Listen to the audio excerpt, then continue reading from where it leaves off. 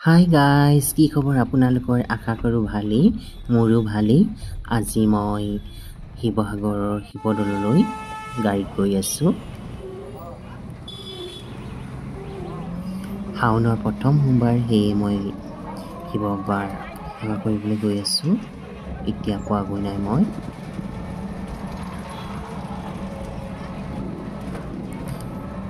আপোনালোকে ভিডিঅ'টো চাব, লাইক কমেণ্ট শ্বেয়াৰ কৰি দিব, আৰু পোনপ্ৰথমবাৰ চাইছে যদি মোৰ ভিডিঅ'টো প্লিজ ছাবস্ক্ৰাইব কৰি দিব আৰু কাষতে থকা বেল আইকনটো টিপি দিব, যাতে মই ভিডিঅ' দিলে আপোনালোকে নটিফিকেশ্যনবোৰ পাই থাকে। এয়া চাওক শিৱসাগৰ টাউন পামগৈ আৰু বেছি দূৰ নাই। আপোনালোকক টাউনখনো অকণমান দেখুৱাই দিছোঁ।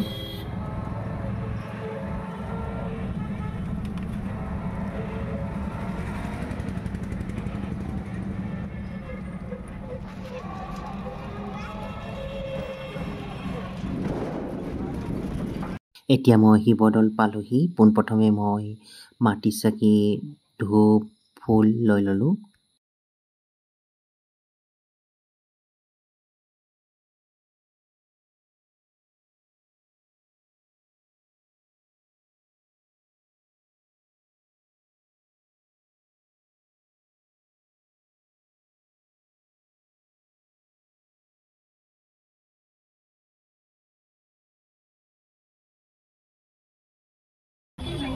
হেল্ল' গাইজ, আজি শিৱসাগৰৰ শিৱদৌল আহিছোঁ। ভিডিঅ'টো শেষলৈকে চাব বুলি আশা কৰিলোঁ। এতিয়া মই বাবাক দৰ্শন কৰিবলৈ গৈ আছোঁ আৰু লগতে মাটি চাকি ধূপ জ্বলাবলৈ গৈ আছোঁ। মানুহ বহুত হৈছিল, কিন্তু আমাৰ অহা দেৰি হ'ল, সেয়ে এতিয়া ভিৰ কমিল।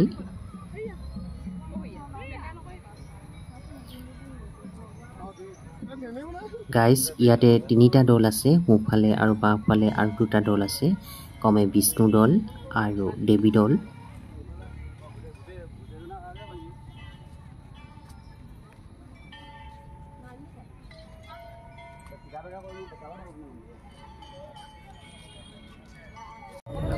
এতিয়া মই চাকি ধূপ জ্বলাই ল'লোঁ।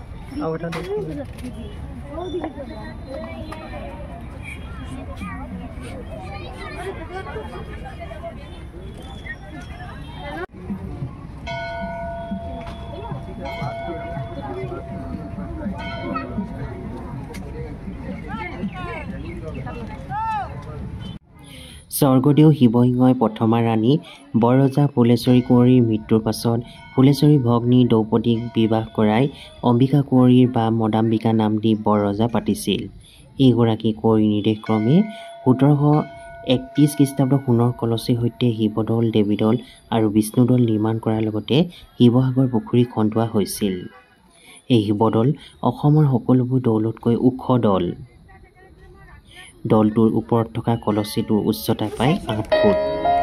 শিৱদৌলৰ কলচীটোত থকা সোণখিনি এৰুৱাই নিবৰ কাৰণে মানে কলচীধৰ বুলি আছিল, কিন্তু কলচীটো বা সোণখিনি খহাব নোৱাৰিলে। এয়া মন্দিৰৰ বাহিৰৰ ভাগত, মন্দিৰটোৰ বাহিৰৰ ভাগত এয়া মূৰ্তি আছে।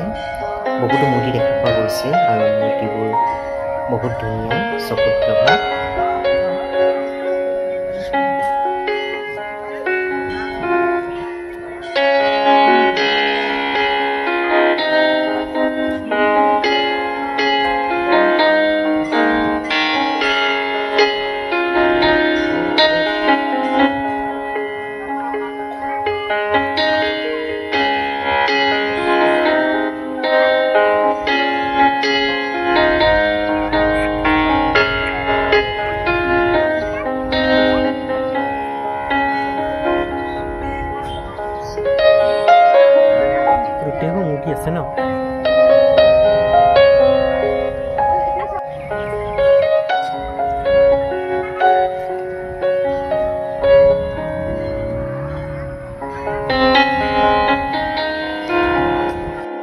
আৰু এয়া হৈছে দেৱী দল মই দেৱী দল দৰ্শন কৰিলোঁ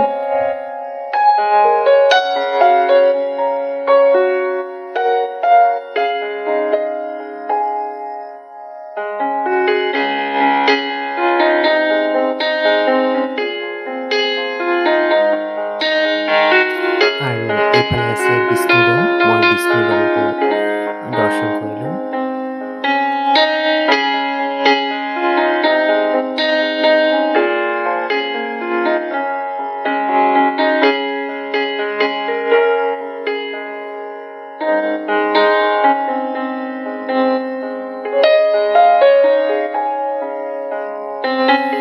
আমাৰ পূজা কৰা শেষ হ'লত এতিয়া ঘৰলৈ গৈ আছোঁ ভিডিঅ'টো ইমানতে সামৰিছোঁ